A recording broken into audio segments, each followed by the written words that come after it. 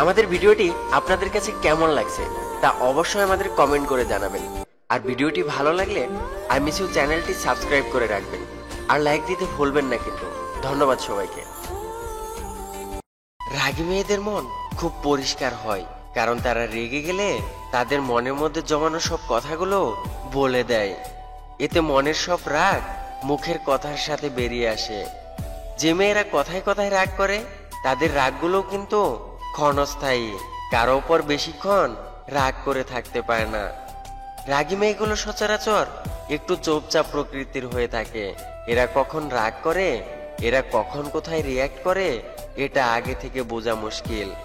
এরা যাকে আপন ভাবে তার জন্য এরা সব কিছু করতে পারে, তবে কারো উপর থেকে যদি একবার মন উঠে যায় তাকে আর কখনো সহ্য করতে পারে না। রাগী মেয়েগুলো মন দিয়ে ভালোবাসতে জানে। বেশিরভাগ রাগী মেয়ে রোমান্টিক হয়। এরা সবসময় মুখে ভালোবাসি ভালোবাসি না বললেও মন থেকে ঠিক সত্যিই ভালোবাসে। এরা নিজেদের প্রিয় কোনো জিনিস কারো সাথে শেয়ার করা পছন্দ করে না, ঝগড়াঝাটিও একদম পছন্দ করে না। তবে কখনো যদি খুব রাগের মাথায় খুব বেশি খারাপ ব্যবহার করে ফেলে তবে পরে মনে মনে নিজেই কষ্ট পায়।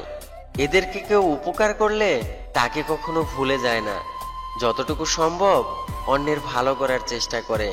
এরা সবসময় একা থাকতে পছন্দ করে। রাগী মেয়েদের মনে কষ্ট বেশি থাকে, তাই এদের একাকিত্বও বেশি। এদের একবার আপন করে নিতে পারলে কখনো পর করে দেয় না। কাউকে কোনোভাবে কষ্ট দিলে তারা 1000 বার ক্ষমা চাইতে পারে। একমাত্র ভালোবাসার মানুষই পারে এদের রাগকে কন্ট্রোল করতে। যে ছেলে আপনাকে সত্যিকারে ভালোবাসবে তার মধ্যে 3টি লক্ষণ দেখতে পারবেন। 1, একটু বেশি অধিকার খাটাবে, তবে খারাপ কিছুর অধিকার নয়, ভালো কিছুর।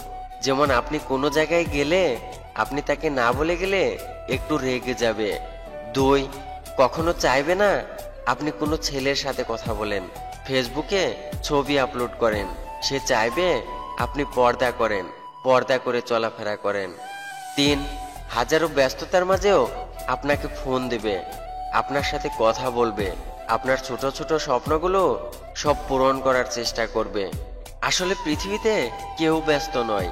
যে তোমাকে ব্যস্ততার দোহাই দিয়ে সময় দিতে চায় না, বুঝে নিও তার কাছে তুমি মূল্যহীন। একটা সুন্দর মেয়ে হয়তো তোমার ঘর সাজাবে, কিন্তু একটা ভালো মেয়ে তোমার জীবন সাজিয়ে দেবে। ভরা পেটে বলা সহজ, নিরাপদে থাকুন ঘরে, কিন্তু কষ্ট হয় গরিবের যারা অভাবে মরে। মৃত লাশের জন্য তো সবাই কাঁদে, কিন্তু জিন্দা লাশের দিকে কেউ ফিরেও তাকায় না। পৃথিবীতে বেঈমানদের শনাক্ত করার জন্য যদি কোনো উপায় থাকতো তবে কাছের মানুষগুলো সবার আগে শনাক্ত হতো। একা থাকতে শেখো প্রিয়, কারণ স্বার্থ শেষ হয়ে গেলে আপন মানুষও পর হয়ে যায়। প্রতিষ্ঠিত হতে কেউ সাহায্য করে না, কিন্তু সাফল্যের পর সবাই কাছে থাকার বাহানা খোঁজে। জীবনে যখন একটি দরজা বন্ধ হয়ে যায় তখন নিশ্চিতভাবে জানবেন আপনার জন্য আরেকটি দরজা খুলে গেছে।